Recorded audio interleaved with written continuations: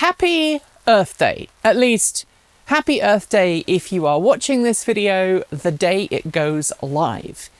And, well, as a channel, we haven't really done a whole lot over the last few years when it comes to Earth Day. And so today I wanted to do something a little bit different.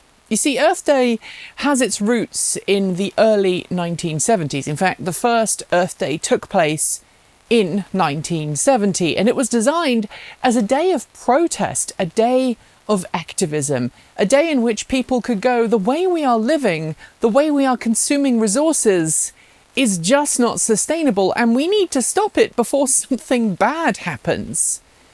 But since then, the community nature of Earth Day has slowly but surely been co-opted as big corporations have cottoned on to the idea of using Earth Day to greenwash how amazing they are and how progressive and environmentally friendly they really are.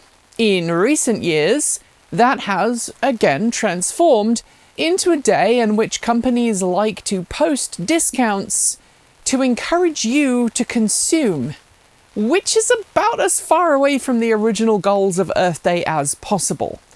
So today, I'm going to give you some of my thoughts on Earth Day, give you some pointers as to how you can live every day as if it is Earth Day, and I'm going to plant some seeds while I'm at it.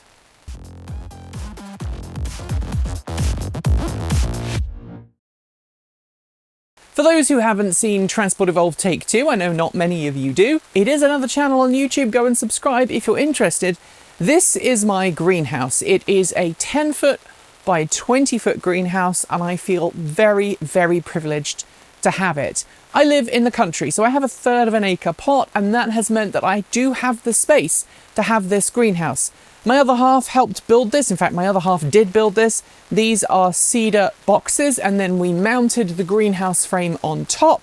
And every summer, this is awash with cucumbers, peppers, tomatoes, and whatever else I want to grow. And at this time of the year, it's full of seedlings. Seedlings like this tomato plant, this cucumber, and I have probably about 200 different pots just off camera here, full of peppers, tomatoes. I have some tomatillos. And if you come and see me at this time of year, I'm bound to give you a plant. So the guy who drops off some of the press cards we have, I asked him if he wanted a tomatillo, and he was like, yes. So I gave him a tomatillo. And this is how I kind of live every day and try and be as minimally impactful as possible on the planet. And I'm going to start by planting some sunflowers to demonstrate just how easy it is to plant sunflowers. That was Charlie, my rooster. These sunflowers were not from a packet. They were actually sunflowers that I harvested last year. When the sunflowers have got to a point where they need to be taken down, you take them down, you dry them out, make sure there aren't any bugs in them. You need to keep them reasonably dry. Don't put them anywhere that's damp because they'll get fuzzy. Leave them in an open container, and then you're left with these sunflower seeds. Now, not all of these seeds will germinate, will grow, but many of them will. And they're really simple to plant. You just pop them in on their edge like this, and then put some fresh soil on top. And these are great. And I wanted to plant sunflowers while talking to you about Earth Day, because a lot of people think of sunflowers when they think about the planet and the greenness of the planet and trying to be sustainable and trying to be a good steward of the planet, these are all ideals that people have kind of adopted as Earth Day has progressed through history. And on the face of it, this is really what Earth Day is about. Trying to be sustainable, trying to be mindful of your impact on the planet, trying to make sure that what you do does not leave the planet in a worse place than it is when you arrive. My apologies. They're doing military jet training. Joy.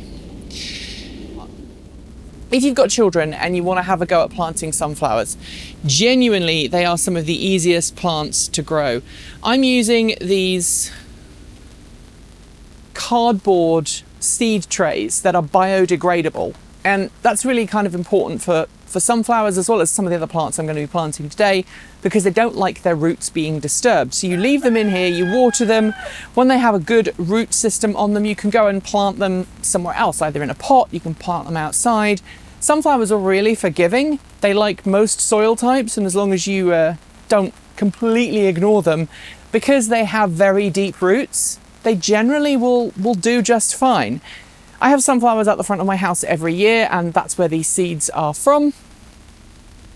I'm just going to pop that in. I'm going to water these all after I've finished filming.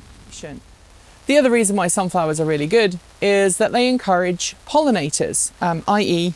bees.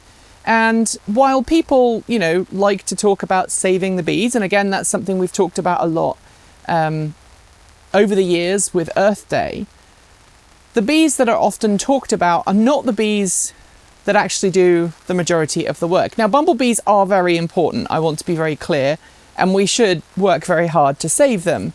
But in many parts of the world, it's actually different native species that do most of the pollination work at this time of year. And without pollinators, you don't get a high yield on your crop.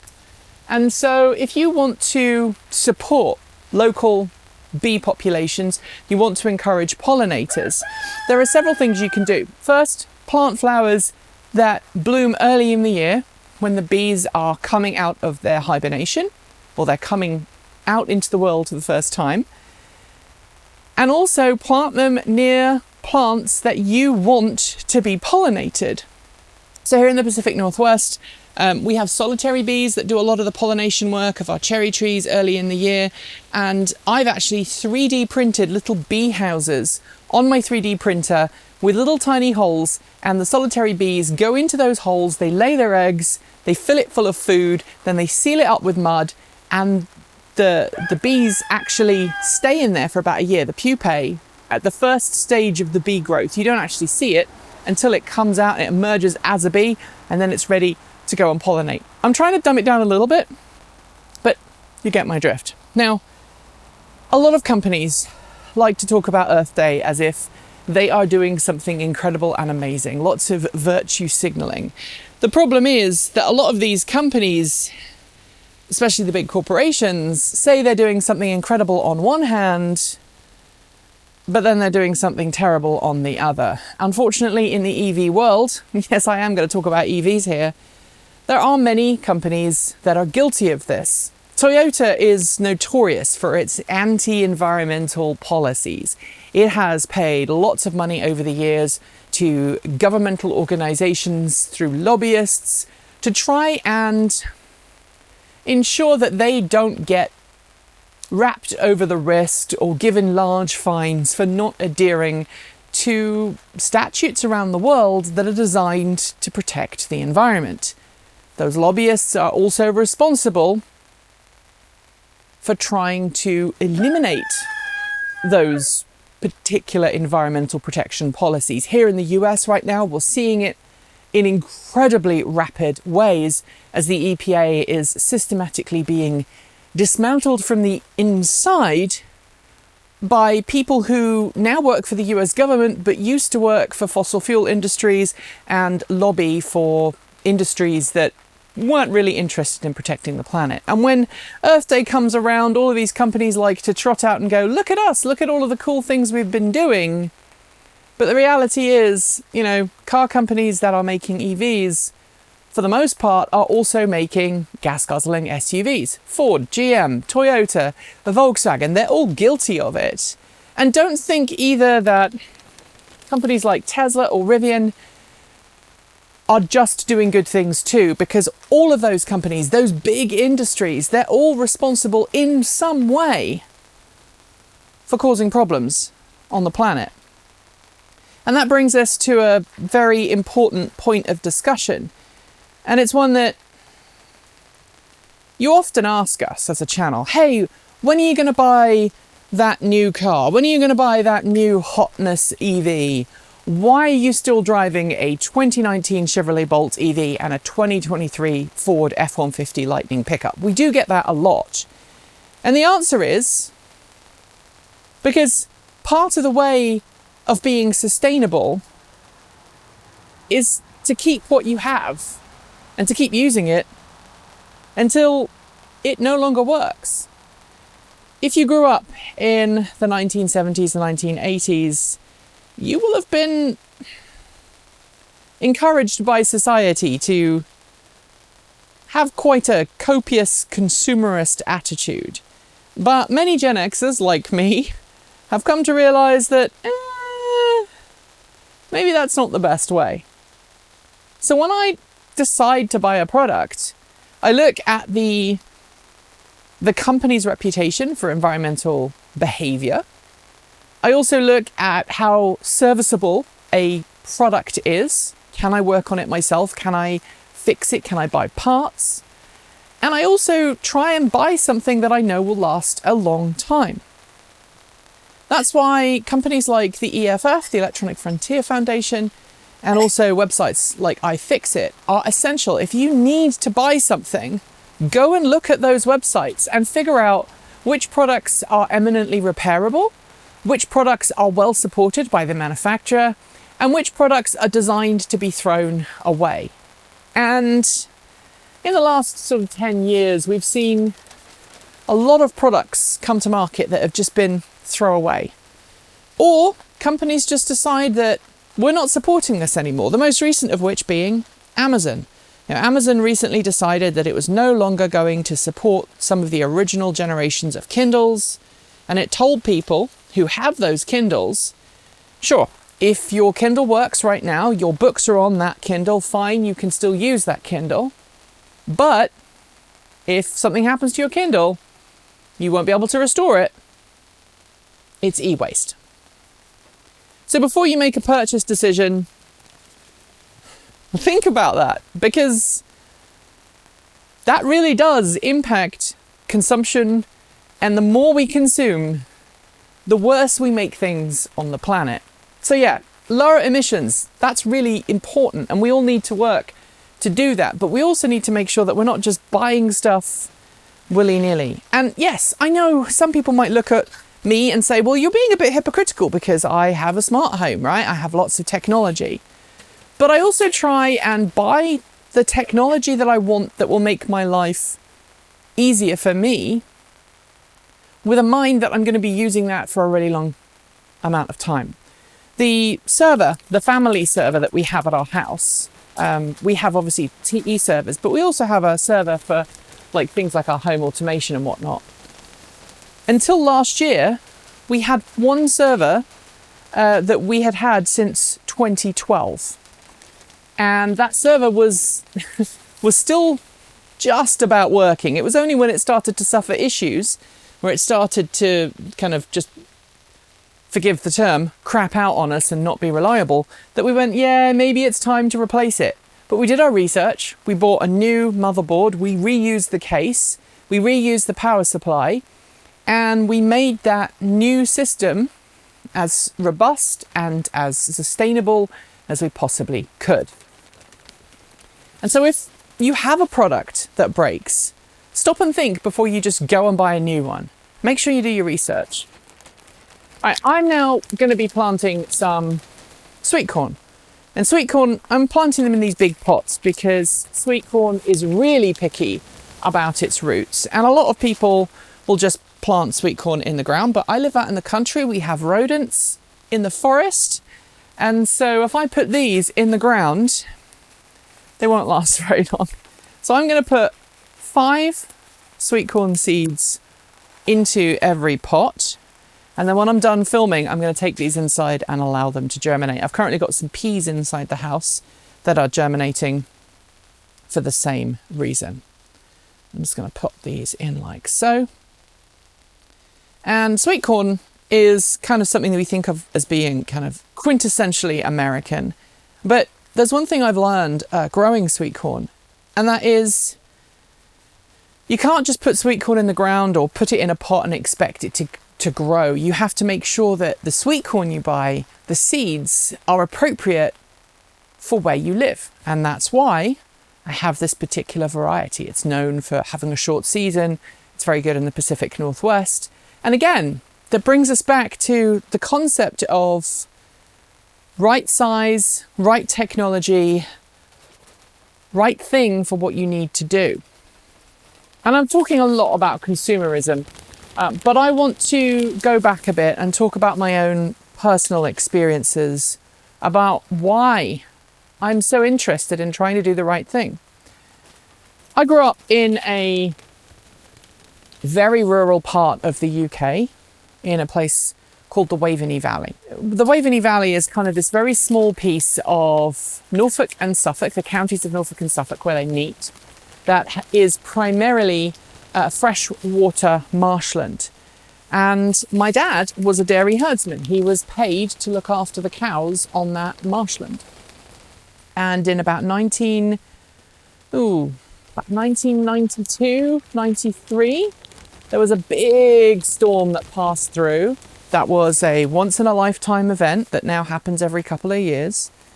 And it flooded the marshland. And my dad lost his job because the farmer couldn't afford to keep the cattle, because he couldn't afford to pay for them to have feed, because they primarily grazed the marshland in the summer. And this flood killed the grass for a good couple of years. And it took a while for the grass to come back. So my dad lost his job and we had to move. And I had to move from this very bucolic, pretty place to somewhere that I didn't really like as much. And suffice to say, lots of bad things happened to me after I moved. So at that point, I kind of went, we've got to do something. I put two and two together and realized what had caused the flooding, why it had happened. And I decided that we as a society, we as humans need to do better. And that's why I am so heavily invested in EVs, and why I'm so heavily invested in not just covering the latest and the greatest EVs, but actually covering life with an EV, covering life trying to be sustainable. Obviously, I've already talked a little bit about how we should be mindful when looking for new things about how ethical is the company that we're buying it from, what is its environmental footprint like. Also, we need to be mindful of, is this product repairable? But there's also some great things that we can do at home. And the first one, of course, is to consider getting an energy audit for your home. I'm afraid I think I'm nearly out of this compost. And while I'm on it, if you are buying compost for your garden, most people do, make sure you know where the compost comes from. So this is from a local supplier. In some parts of the world, peat compost is now banned, thankfully. Peat compost can actually, the actual process of getting the peat out of the ground can harm the local ecosystem. Make sure you buy your potting compost from a place that's willing to explain where they get it from and what's in it. I use potting compost for putting seeds in putting seeds in pots, but when it comes to planting in my garden, I actually use some compost that is produced by a local company that actually gives me scientific breakdowns of what's in it. It's really cool. And again, knowing where stuff comes from that you are using makes you a much more informed consumer. Anyway, get an energy audit done for your home. There's a great way of doing that. There are many sites around, and we'll link to some in the show notes. And basically, someone comes out, they'll take a look at your home, they'll have a look at whether there's any heat energy escaping from your house. They will look at how much energy your heating system or your cooling system uses, and they'll give you some tips. But again, be wary of companies just promising to give you a magic solution to everything that ails you, because there are some, forgive me for using this word, there are some shysters out there. So make sure you do your research into the company that you are going to get to give you an energy audit before you say, yes, I'll pay you for an energy audit, because some companies really are just wanting to sell you stuff. They're not really interested in helping you. They're interested in making money. Yay, capitalism. Next, well, make sure that you are mindful of your energy consumption in your home. Turn off things that you don't need when you don't need them.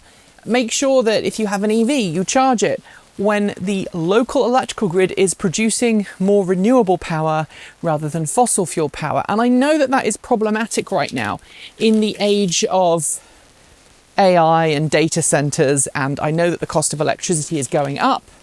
And I know that not everybody owns their own home. Obviously, if you own your own home, consider getting solar panels. But if you can't have solar panels, either you can't afford them or you just don't have any way of putting them on your home, getting your energy from an energy company that actually produces certified green electricity can really help. In many parts of the world, renewable electricity is now cheaper than fossil fuels. And by doing so, you'll be helping reduce emissions. Sure, there are big issues with data centers, and we'll come to that in a moment. But when it comes to your community and where you get your energy from, making the switch really does help. And while this is not sponsored, we at the channel have a long-term relationship with Energy Sage. If you're in the US and you want to go with solar panels, go talk to them or join a community solar program. Community solar programs are great because they make it possible for you to buy electricity that's been generated using renewable methods, even if you can't have solar panels on the roof of your home. Again, really useful, really good, but do your homework. Don't just make a decision on a whim. Make sure you check out the company before you say yes. That is true across the board. All right, I put some sweet corn in. I'm not going to put all of my sweet corn in because otherwise this video would be really long. I have some other types of sweet corn here. This corn is an eating corn, as is this corn, which I'll be putting in a minute. But then I also have some ornamental corn. And if you have children, things like ornamental corn are great fun because you can make little mobiles out of them to put around your house for Halloween, because that's when that corn is going to be ready. And it just looks amazing. I've got some corn hanging up that has been there now for probably about 5 years, and it still looks half decent. So yeah, give it a go. All right, let's put some courgettes in, or zucchini. The cool thing about zucchini or courgettes is that they're really super easy to grow. If you've never grown anything before, they're really, really easy to grow. They're also very nutritious, and they don't require a huge amount of space. They're not like pumpkins. Pumpkins require quite a lot of space. Zucchini will grow in most places. I'm going to be growing my zucchini alongside my corn and also some beans. But the seeds are nice and big, which means that you can handle them even if you have limited sight.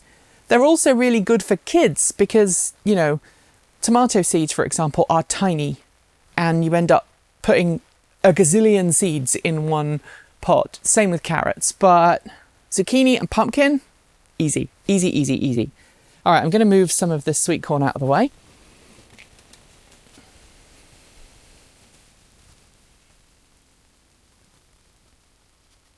The other cool thing about courgettes and zucchini is that they can be feeding a family in very short order. They grow very quickly, they're reasonably drought tolerant, and they produce large amounts of fruit. You can use zucchini in everything from a stew to an omelette or a courgette. They're great. I've used them in stews. I've used them in like stir fries. They're really tasty, and you can actually make a whole meal of them. And if, like me, you have so many that you end up not being able to keep up and you leave them and they get large, then you can actually stuff them. You can peel them, scoop out the insides, and turn them into like a stuffed dish. In the UK, there's a plant called a marrow, which is slightly different to a zucchini, but they're in the same kind of family. And basically, if you let zucchinis overgrow and get big, then you've kind of got marrow substitutes, and you can stuff those with all kinds of things. Talking of food, see, I planned this. Let's talk about what you can do when it comes to food and when it comes to your carbon footprint. Now, some people go vegetarian or vegan. Totally okay with that. I think that's cool. I have been vegetarian in the past. I currently am not vegetarian, so I do occasionally eat meat. But I also, especially in the summer, try to get my protein from as many different sources as possible. Now for me, I was very ill when I stopped eating meat, and that was partly down to medical reasons relating to how my body works. Nothing other than that. And so now I do occasionally have a little bit of protein, meat protein, or I'll have fish. But one of the biggest polluters on this planet is beef. So if you are going to still eat meat, have less of it. Source it locally. And be mindful that when you do eat beef, you're producing a lot of emissions. And that's because cows are big. I grew up on a dairy farm, right? So I know cows. Cows are big. They require a lot of land and a lot of feed. And they're also ruminants, which means they have 4 stomachs. And they're quite gassy. Bless them.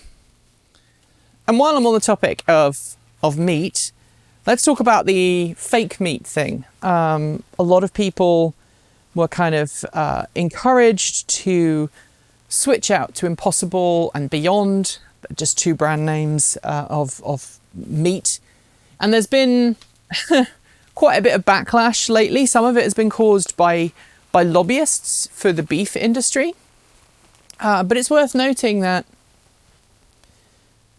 meat substitute products are still processed food.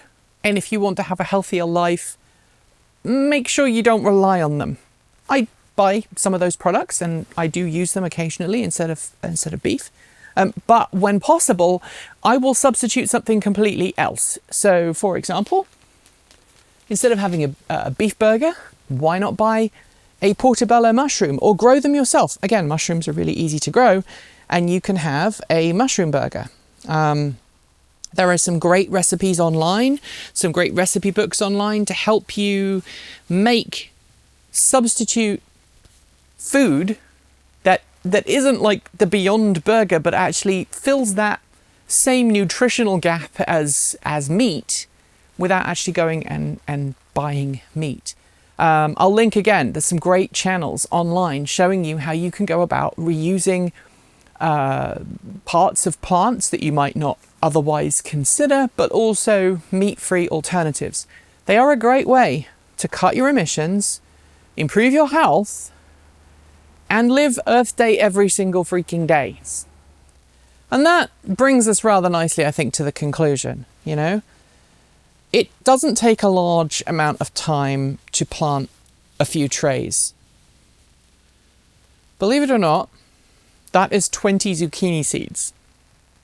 If I was to grow all of these, if these were to germinate and I grew them all, I'd have enough zucchinis to keep myself and my other half fed all summer. Hopefully I will. I will probably give some of these away to, other people I know. But that took me maybe 5 minutes. And yes, you have to buy the pots and you have to buy the soil and you have to have somewhere to grow. And if you don't want to do that, well, why not grow some herbs or herbs if you're in North America? They're easy to grow. You can go to a garden centre and buy a small pot of starts for various herbs. And that will, again, reduce your carbon footprint, because instead of going to the supermarket and buying a container of dried herbs that's probably travelled a really long way and been really intensive in its production process, you can just grow them and have them at your house. And there's something special about being to just reach over and grab something that you have grown yourself. And if that is too much, why not cheat like I've done? You can't see them right now, but down here I've got 2 lettuce plants. They were lettuces that I purchased from my local store as living lettuces. They come in a little tub and they have a little root ball on the bottom. And the idea, at least according to those stores, is that you bring it home, you put it in the refrigerator, the root ball has just enough moisture in it to keep your lettuce feeling fresh while you eat it, and then you throw it out. But if you bring that lettuce home and you get a pot about yay big and you fill it with soil, you take it out of its little container and you put the root ball in the ground and you water it, it will grow. It will grow more leaves. You can have fresh lettuce.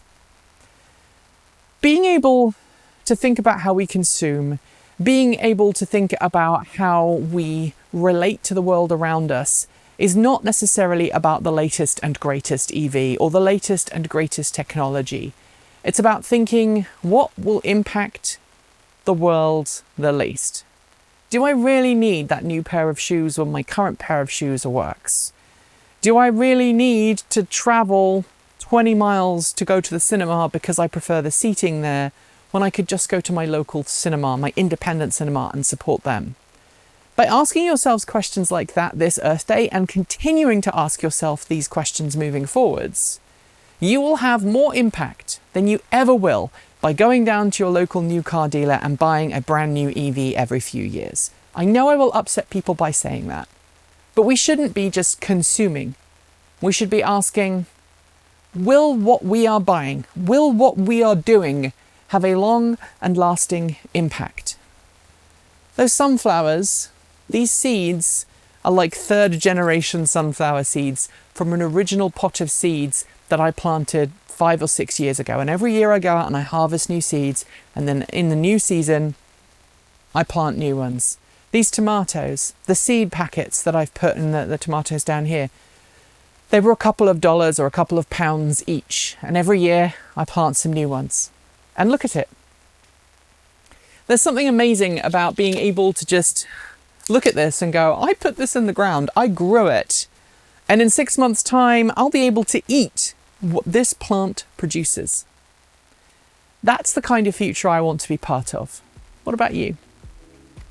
Thanks everyone for watching today. Also, thanks for putting up with a slightly different format. I hope you enjoyed it. If you did, leave me a thought in the comments section below. Make sure that you hit subscribe, either here on YouTube, or if you don't want to support YouTube's quite horrible corporate policies of late, and yes, it's making me feel very unsafe, why not go over to PeerTube and watch our content there? Granted, it is at a lower resolution. We can only do 1080p on YouTube, and we do have to delete our videos because we've only got a 50 gigabyte storage capacity, but go watch us there. I'm actually thinking about setting up like a PeerTube-esque server somewhere else, but I'll need to raise some funds to make that happen. You can support us through Patreon, you can support us on YouTube, you can send us Ko-fi, or you can send us an old-fashioned check. Also, addresses are linked below on our main website. And of course, if you are supporting us, thank you. Your name is probably on this incredible list of people scrolling by on either side right now, and without you, we wouldn't be able to do what we do. This year has been, honestly, hell. There's a lot of uncertainty, both economic, but also political uncertainty. What will happen next? And coming into the greenhouse and being able to grow things is so important to my mental well-being. And I hope that wherever you are and whoever you love, you have some way of tapping into that reset button as well. And if you don't, think about what you could do that makes that reset possible. Thanks for watching. Happy Earth Day. And as always, keep evolving.